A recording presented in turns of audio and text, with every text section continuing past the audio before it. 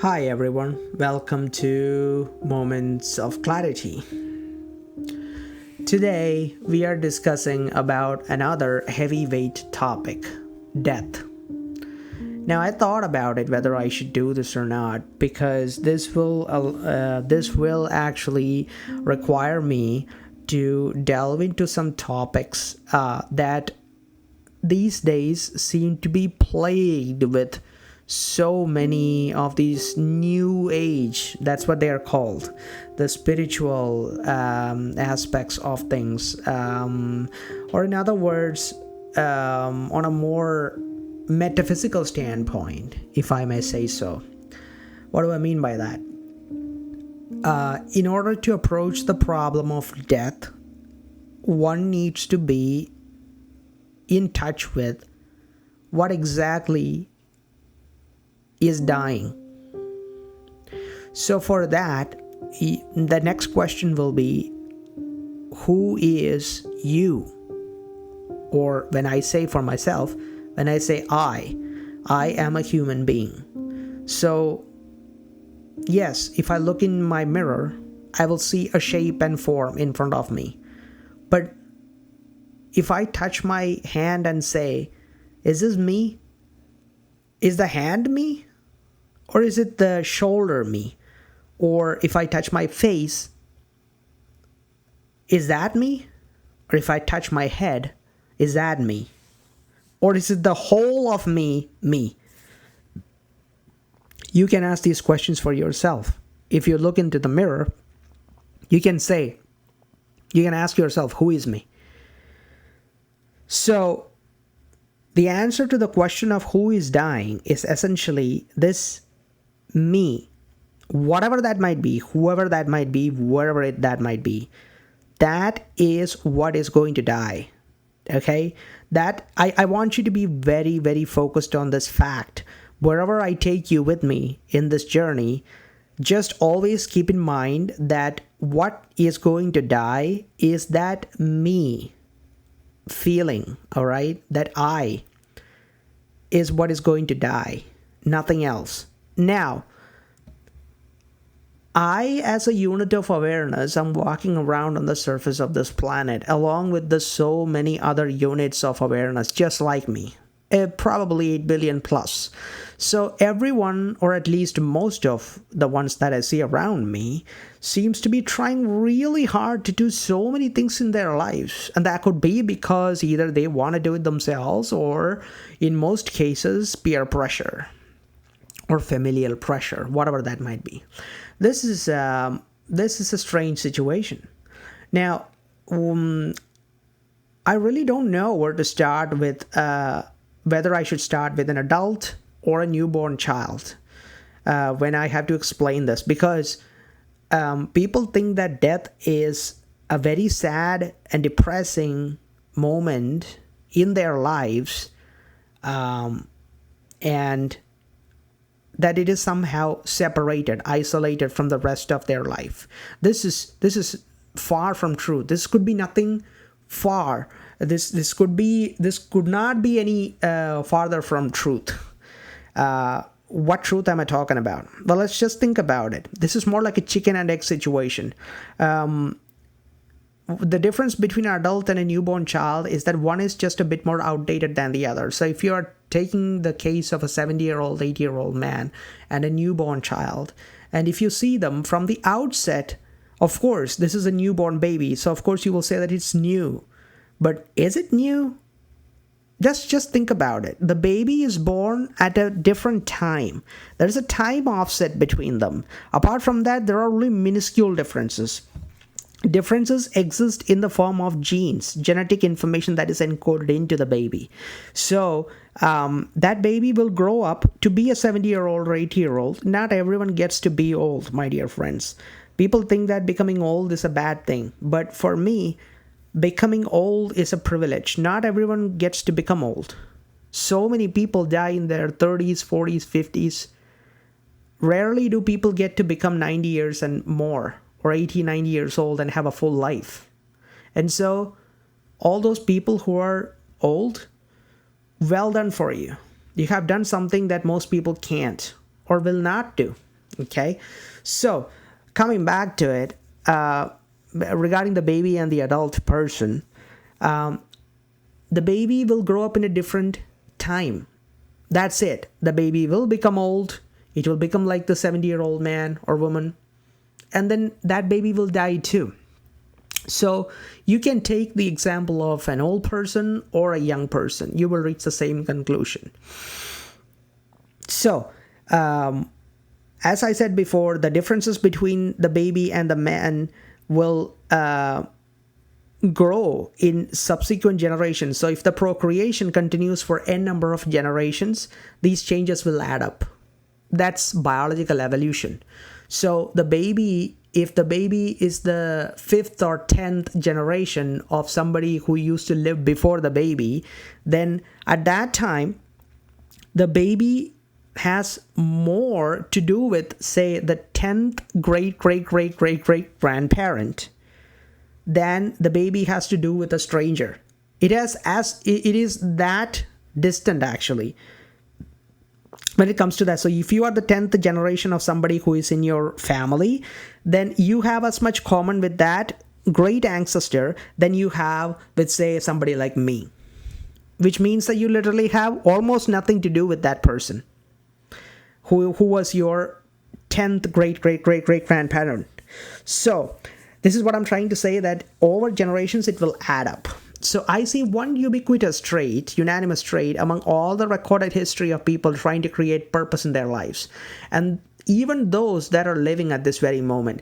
This is the quest, the desire, the never-ending curiosity for surviving. Not the curiosity, is probably quest. That's the appropriate word for this. This is the quest for surviving longer and longer amounts of time.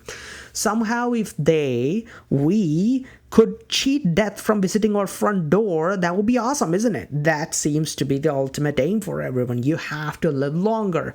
So if you look at some of the technological advances that are happening these days in this field, there are companies that are there. Of course, there are companies, because they see a way to accumulate wealth. Of course, they will form a company for that.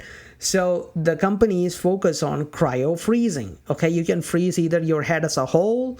They will cut off your head and they will cryo freeze it, or you can freeze the whole body. So the aim is that at a time when it is possible or it becomes feasible, so that you can bring back these frozen pieces of flesh back into how they used to be.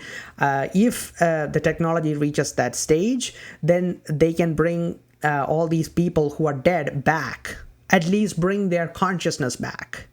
That's the idea. So again, they are trying really hard to do various different kinds of things so that they can live longer. So we are living in a society.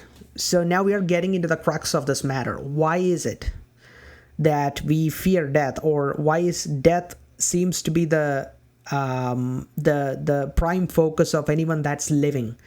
Which is what we are trying to focus. Your entire living is focused on the fact that you're going to die. Now, is that a good thing or a bad thing? No one can tell you, okay? No one can. So we are living as a society, and that society didn't come into existence out of blue yesterday or day before that. It is the living, breathing culmination of thousands of years of people trying to understand what life is, how to deal with death, or how to even outlive death, and them teaching and recording their findings in various bits and pieces that they could find, and also by teaching them by word of mouth or by instilling it in their offspring, into their children while they were growing up. This was a very strategic thing that they did. So the only difference that seemed to exist between animals that have a conscious subjective experience like yourself and others is that, when I say others, I mean cats, dogs, worms, any kind of living entity out there, plants, whatnot, okay? They are even further distant from us. So the only difference that seemed to exist between animals and us, human beings, is that we are able to ask whether there is any sort of purpose to our existence. Why is that? That's the next question. This, I think, is because we have a feeling of being ourselves. I represent it by saying I. You represent it when you say I for yourself. In the morning, you will say, I am going to go here. Who is going to go there? Is it just your body? No, that I don't think that's what you mean by I. You mean something else. That's my point here. When I say that word I suddenly get a feeling of being me, myself. And I can also make myself aware of the fact that there is such a thing as me inside of me. I can't quite figure out what it is, who it is, where it's sitting, but I can still, in my bones, that's the language that they use in English. In my bones, I can feel that there is me, okay? Otherwise, I'll be a zombie. This is the fundamental difference between the consciousness of animals and us, which is that higher level awareness that exists in human beings that is aware of our own consciousness. You don't see a cat or a dog sitting somewhere and contemplating. This is the reason why I say that animals are conscious. If you have half a brain cell in your head, you will get to know that they are conscious. But the difference between consciousness, between them and us, is that we are self-aware of that consciousness. We are aware of that awareness, which will enable us to ask questions like, why am I alive? What am I doing here? Why am I playing this game? Why is there something rather than nothing? Which is a different question that is kind of like the God question that we discussed before. Just because something sounds good, it doesn't mean that you should actively and scientifically approach it. If you approach it, you won't reach anywhere because it's such a broad question that it doesn't mean anything if you ask a question like that. So it is basically asking a question like, what is the north of North Pole? What is the south of South Pole? So yeah, the question sounds really nice, but does it actually mean anything? It means senseless. It's basically senseless to ask that question.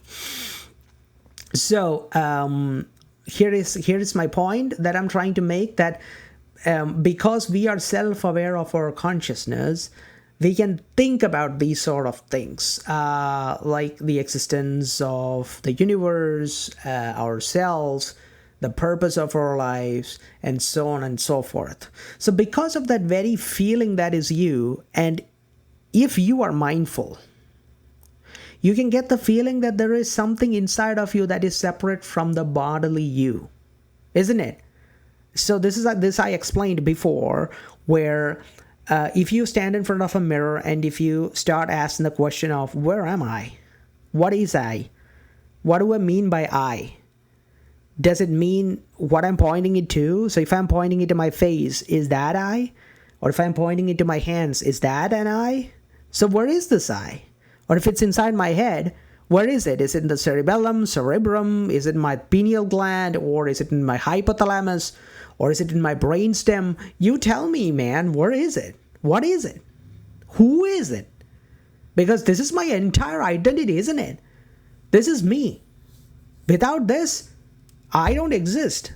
The relationship that I am in with another person is based on this identity, this me. The body is not in love with another person. It is this feeling that is in love with another person. And that the feeling is in love with another person's feeling. Okay? So we need to actually observe what this is, because this is what will die. The body dies, but that's not what matters. It is actually this I, this you, who matters, or which matters, which is the only thing that matters when you die. So this inner you starts to think of various ways of prolonging our lives after your body dies. So this is what is the problem. If people are working towards doing so many different things so that they can prolong their lives, then this is why that happens. That feeling which most people purport that is separate from the body. This is called a mind-body problem, right? So this is the reason why people actually focus so much on doing certain things in their lives, so they feel that they can die without any regret, or that they can survive longer because if they do certain things like create a family, a wife, some kids, a mortgage, or they buy some cars and boats and pets and all that, this will somehow enable them to live longer. Is that true? Well, think about it for a second. It's actually very sad. The burden to have such a consciousness in us, which I mean by that is you have a self-aware consciousness. Your consciousness is aware of its own existence. Okay, so it's a burden to have this kind of a thing, because if you were an animal, the only thing that you really care about is whether you're hungry, whether you want to poop, whether you want to sleep. Observe a cat, for example. That cat can teach you so many different things. It can teach you, well, more than anything, it can teach you how to be humble. Same goes with dogs as well. All it wants to do is to enjoy its life. That's why all dogs are so hyper. And so it's somehow compressing its life into so much of excitement. It wants to love, and it gives you all the love in the world. So it doesn't have any other requirements. A cat or a dog is not going to say, hey, my human, come and co-sign a loan with me so that I can take out a loan, so that I can build this, so I can build that. No, nothing like that. And so we have this burden of having such a self-aware consciousness in us. So we all run around trying to learn stuff when we are kids, and then leading up to getting some kind of a job, and then going on to cultivate some kind of relationship with people, and then procreating with them to create new offspring, and then the rest of our lives dealing with catering to their wishes, so on and so forth. All has to do with this innate wish to keep living, even after our times are done here in this universe. People even coerce others to actually do this because they think that this is the only way to live life, because they have done it, and those people who haven't done it are considered to be on the wrong path. Some people like myself do know that this is because of a reason, and that reason sounds very valid from their point of view. So instead of positioning yourself aggressively towards someone who is telling you that you should live life a certain way, you don't need to have that kind of an aggressive positioning. So let's just try to evaluate, okay, whether we want to take their advice at face value or not. Everyone is afraid of dying.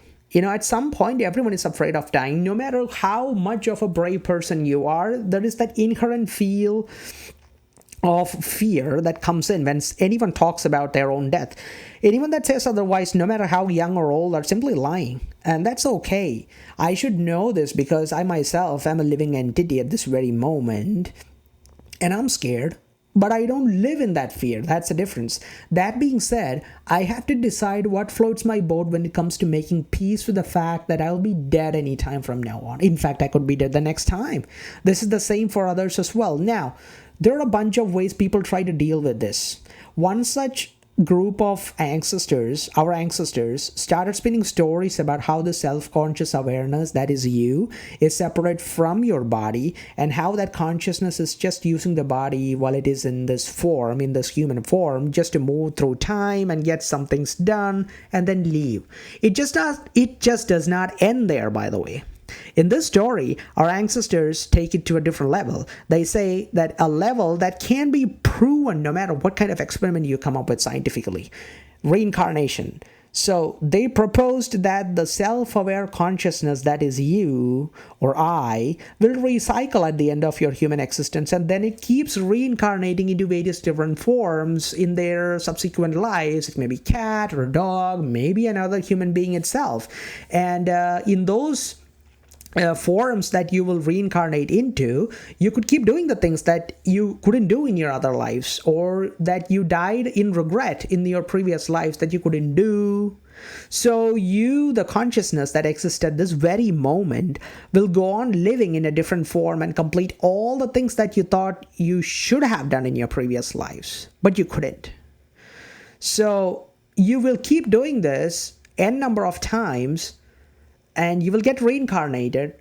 And then once you have completely, without any doubt, done all your dharma, which is the Sanskrit word for the way you do things. Okay, so after you have done all of your so-called duties, you will once and for all finally be done with this life, and you will die for once, and you will dissolve yourself into some kind of higher power, vis-a-vis God. They went, I mean, our ancestors, they took a metaphysical route to make peace with the fact that their consciousness will keep living after their bodies die. That is one way to deal with it. Next are the practical people in our society that say that they don't really fear death, and that they know that it is coming for them, but they are very much deeply involved in chasing and doing a bunch of different stuff during their lives, like studying, getting their jobs, accumulating wealth, dogs, kids, cats, dogs, houses, cars, boat, maybe, or in fact, a lot of portfolios. Why not? That is another way people try to outlive death. But how? How does that work? From time immemorial, people have been trying to find a purpose in their lives. So you could look into how you can do that by either looking at life in a reincarnating way, or in a humane way, or in a human way, by saying that you need to do a bunch of these things so that you have completed your duties as a human being before you die, that you don't miss out on so many things, isn't it? So many people go on dealing with life, doing, setting up families and all that, just like their parents did. And so somehow they consider it as their duty. And so they keep doing this because they think that because their parents did this, they should also do this. And this is how they were always programmed to do. So people get brainwashed. I mean, brainwashing is such a sensitive term. I don't mean it in a bad way. Nobody means bad. Your parents are not doing anything because they want to do you bad. That's not the intention. But unfortunately, because this is a double-edged sword, it actually becomes like that in long term. All right. So because they will tell you to do so many things, such as, creating a family for yourself, it should ultimately be you who decides as to whether you want to do it or not, and for what purpose you are doing it. If you simply want to do this because you feel like doing it, of course you should do it. But if you are doing it because somebody is telling you that this will help you, live longer, or if they point you to some sort of old scriptures that somebody wrote at a time that even they don't know about how long it was written ago, then that is one way to deal with it. But how is that different from the ancestors who told us about reincarnation? How is it different? Life is all about existing. Life, according to me, is a matter with purpose. That's all that is. So it is a pattern building exercise in general. We have to rethink about definition of life in general. It is always more desirable to exist than to not exist.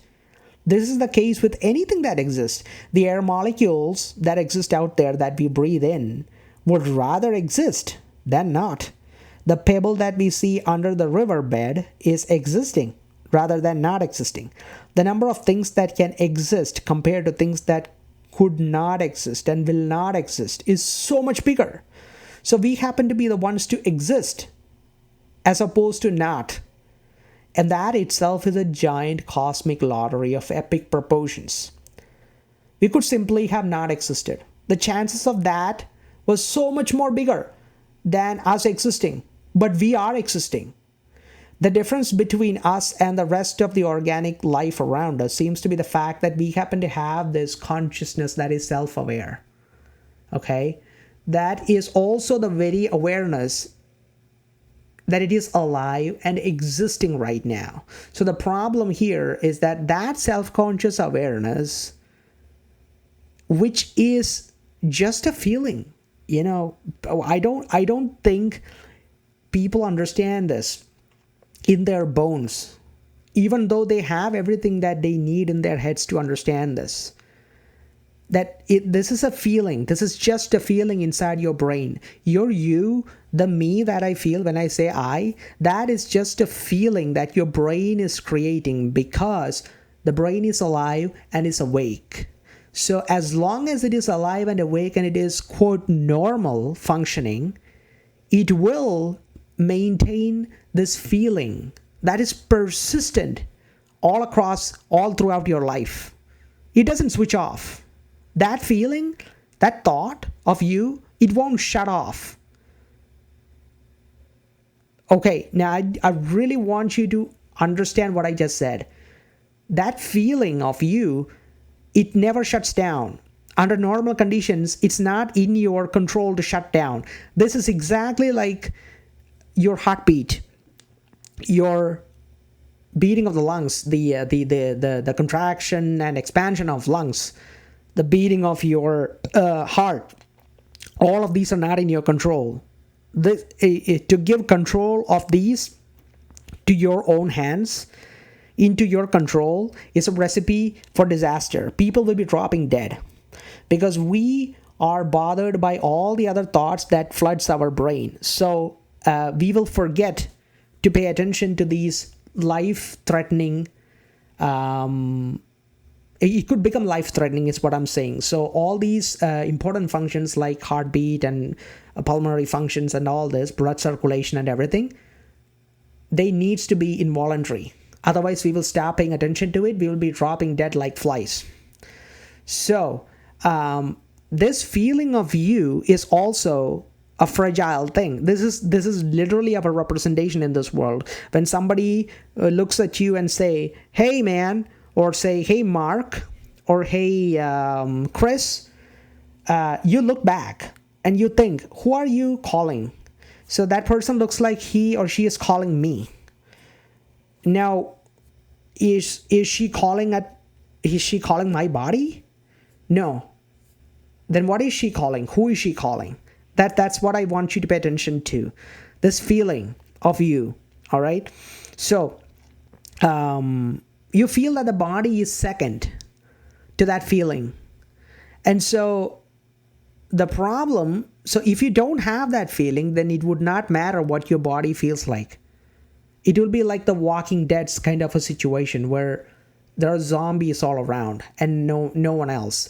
So when people go on these goose chases for education, jobs, money, wives, kids, pets, properties, clothes, mortgages, boats, they are trying to get happiness and also to prolong their lives through these liabilities. They think that with the money that they can buy all the happiness in the world, and by having marriages and kids, they can live.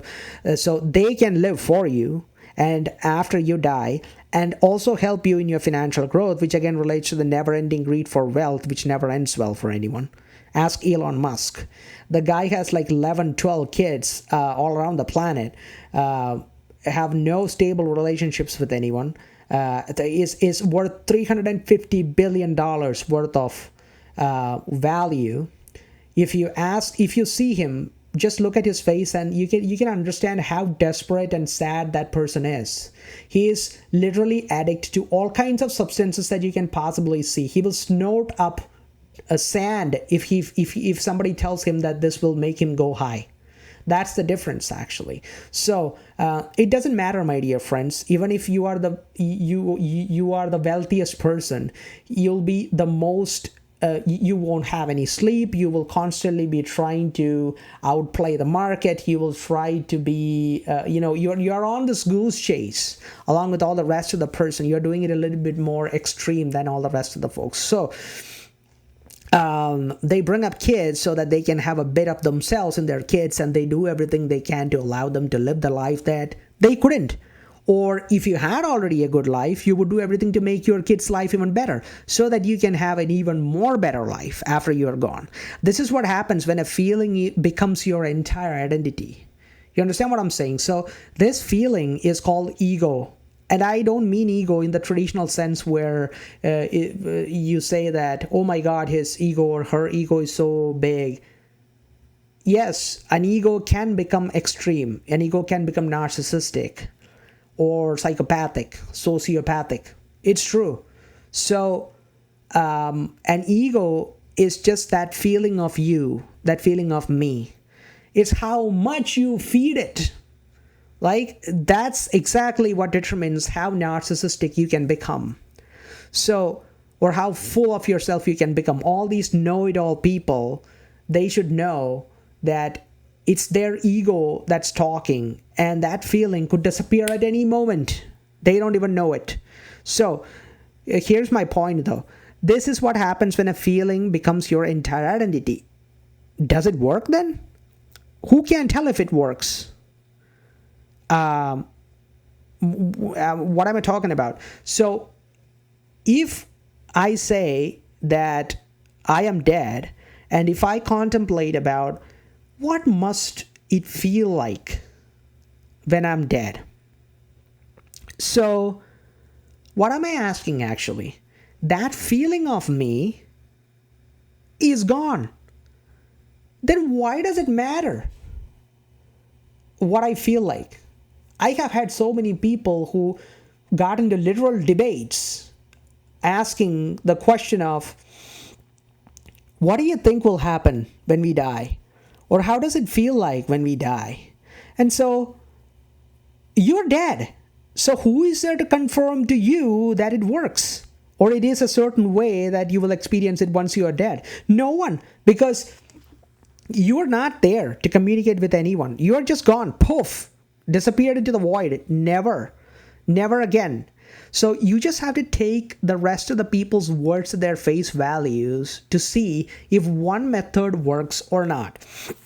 Some people are pushing for reincarnation. Some people are pushing for the, societal life.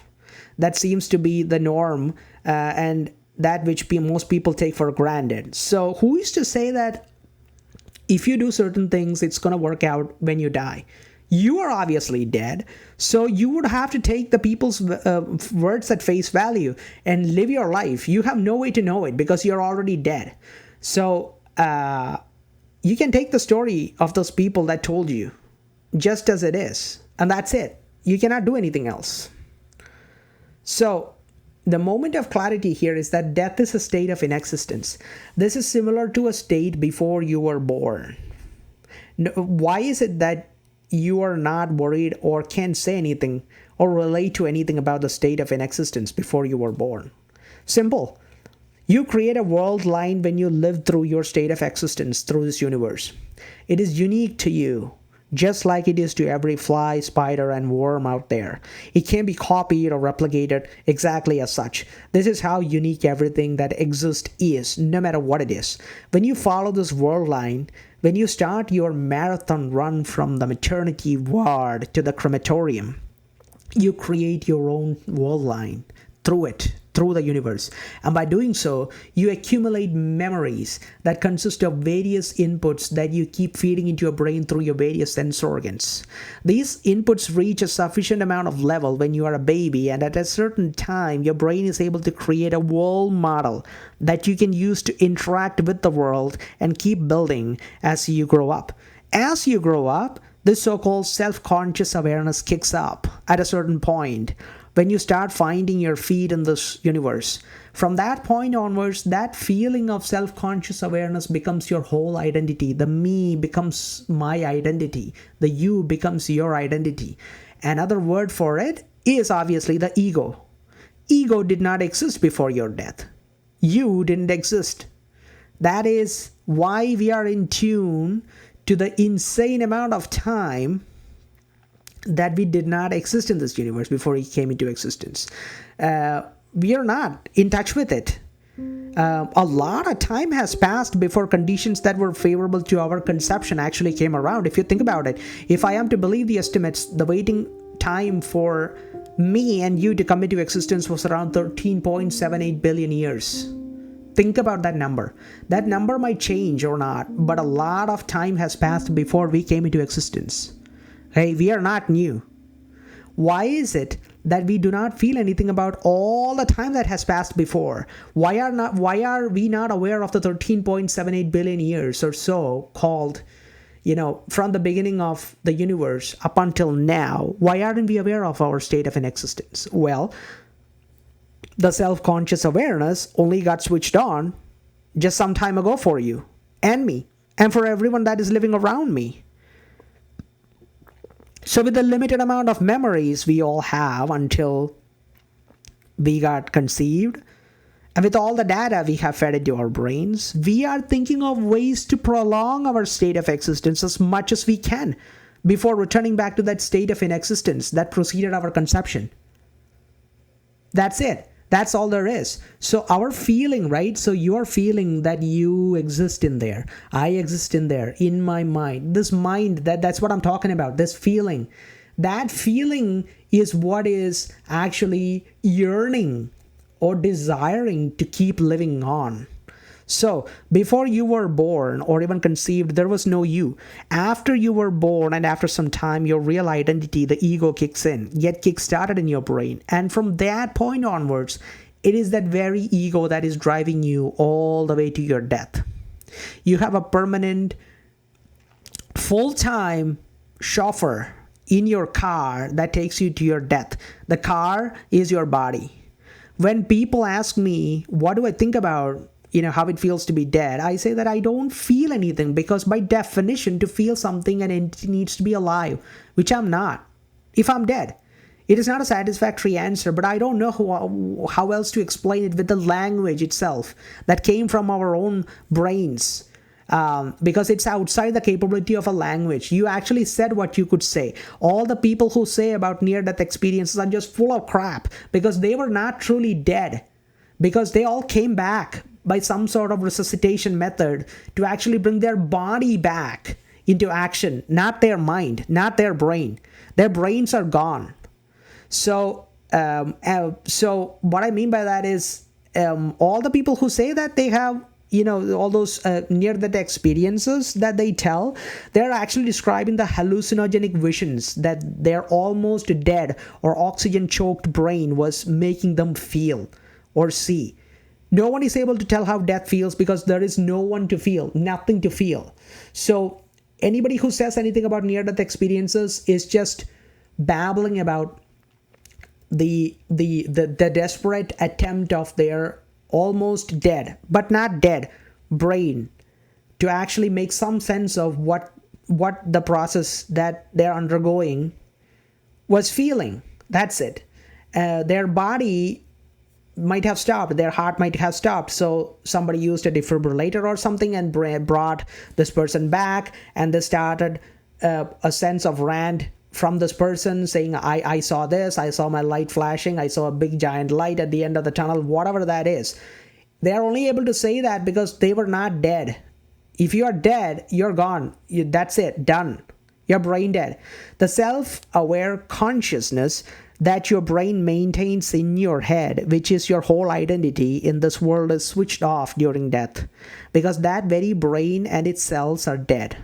It is no different than a battery that used to supply power to your cell phone. If it dies because of a complete discharge, the phone is useless without any power. All the intellectual information inside of it that you consider as important, you can't access them because there is no power in the battery to bring it back to a suitable form. In your brain's case, the cell itself are dead. And so all the information that is required to power on your self-conscious awareness, which is you, that feeling is gone. The storage and medium and the processing equipment has disintegrated after years of working. There is nothing to feel. The closest that a human can get to experience this feeling of true death is undergoing general anesthesia. I have heard people telling others that are preparing for surgery that involved general anesthesia that it just feels like going to sleep. The actual feeling of undergoing general anesthesia, because I have been through one, is very surreal if you pay attention to it as much as you can, which isn't that much. Your ego is awake and well the moment before you are put under. And despite spending hours and hours in the surgery, you feel that you have woken up the very next moment after you were put under, with literally no recollection of anything that happened while the process was going on. I mean the surgery. This is the exact experience of death Except in the case of death, the feeling of going into that state of inexistence will not be so abrupt. But it takes some time as your brain and its cells, along with your body, slowly and completely stop working and die. And also, you won't be coming back. What I mean by that is that feeling of you is gone. It won't be coming back. Once you go through that state, you won't be coming back to tell anyone else how it felt like, unlike in the case of surgery. So all the memories that you will have or visions that you think you are seeing while you are dying inside of your brain for that one last time will remain as your own personal thoughts without anyone knowing what they are. And then it will be a light switching off inside a room, making it pitch black. You, your entire existence, which is that ego, that feeling, you, is gone. It's kind of sad and sweet at the same time if you think about it. That mere feeling, just a feeling of self-aware consciousness that your brain switched on when you were a baby, and that became an identity of you. That literally was your identity. That was everything in this world. And the one single thing that drives you all the way from your mother's womb to your deathbed wants to live and keep going forever. Even after your body and the brain that helped create it in the first place has died. But it can't, because the feeling itself was inside the brain that dies with it. How sad is that? But it is also a sweet thing. Because the reason why some people, even though they are close to 100 years old, behaves like a child is because their ego, their self-conscious awareness never aged a day, and it thinks that it can go on forever. But at some point, their bodies become too worn down, too disintegrated to go on, and it can't keep going on forever, and it gives up after fighting as much as it can. Welcome to the end of your life, my dear friends. Nothing that you accumulate in this life is going to help you to survive your death, your kids or your wife or anything else that you can name. Everyone has to go through it alone, and nothing will help you go through it. You have everything inside of you that is enough to go through the phases of dying, just like you had everything to come into existence when you were born. Being born was more complex than dying, actually. You do not need anything else other than the knowing that all your life you were just a feeling, a mere thought your brain helped conjure up inside your head, and really and truly no one actually saw it for what it truly is. It is yours to keep, and it was the only thing you ever had in this life. Although it was intangible, it was truly yours, and it will be the sole thing that will be with you while you're taking that last breath, and will also be with you for the next few minutes that follows your biological death. The reason for that is this: there was nothing, and I mean this with all my heart. This is also true for me, and this will be where we end this thing. There was nothing more to you ever than that mere feeling that it was you.